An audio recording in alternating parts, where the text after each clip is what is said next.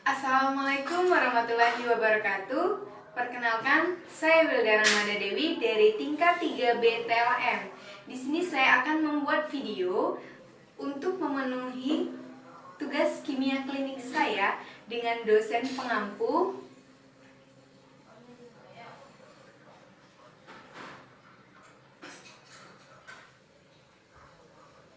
dengan materi sebagai berikut.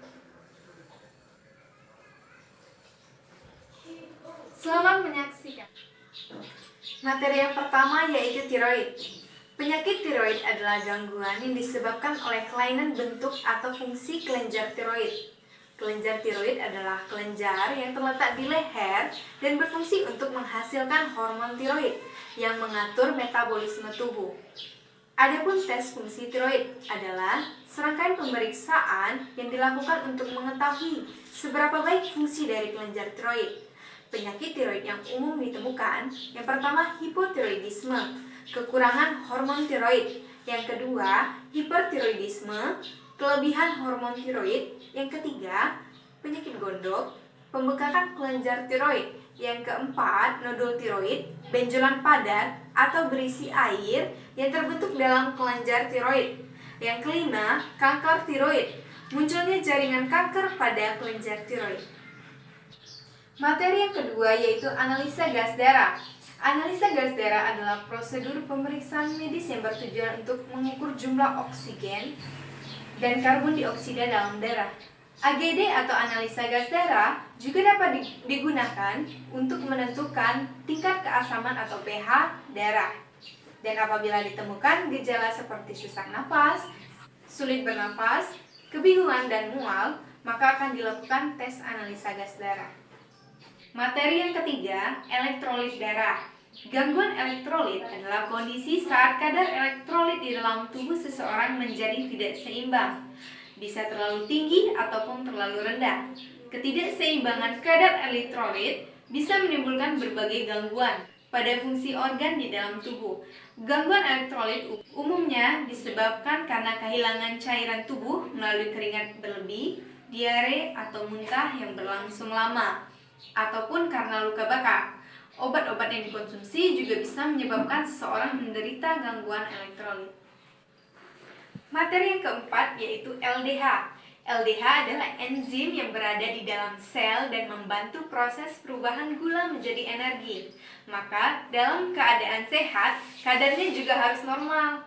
Namun, ketika sel mengalami kerusakan yang bisa disebabkan oleh berbagai hal, misalnya timbul kanker atau luka pada jaringan akibat infeksi, maka LDH akan keluar ke pembuluh darah. Apabila ini yang kemudian membuat LDH tinggi di dalam darah. Kenaikan kadar LDH biasanya dikaitkan dengan kerusakan jaringan yang akut maupun kronis. Sebaliknya, penurunan kadar LDH sangat jarang terjadi. Materi yang kelima yaitu kreatinin kinase dan kreatinin fosfokinase jantung. Kreatinin kinase atau juga dikenal dengan nama kreatinin fosfokinase merupakan enzim yang ditemukan dalam kontraksi tinggi pada otot jantung dan otot rangka dan dalam konsentrasi rendah pada jaringan otak. Peningkatan CKMB isoenzim dapat menandakan terjadinya kerusakan otot jantung. Spesimen yang digunakan untuk uji CK dan CKMB adalah serum atau plasma heparin dari darah vena. Materi keenam yaitu kreatinin kinase dan atau kreatinin fosfokinase otot. Kreatinin kinase adalah enzim yang terlibat dalam metabolisme tubuh yang bertindak sebagai pemalin bagi transformasi biokimia yang penting. Kebanyakan enzim tertumpu pada otot rangka, otot jantung, serta otot dalam rahim dan saraf otak. Kedua-dua kreatin kinase dimersi B dan M yang membentuk kombinasi molekul isoenzim.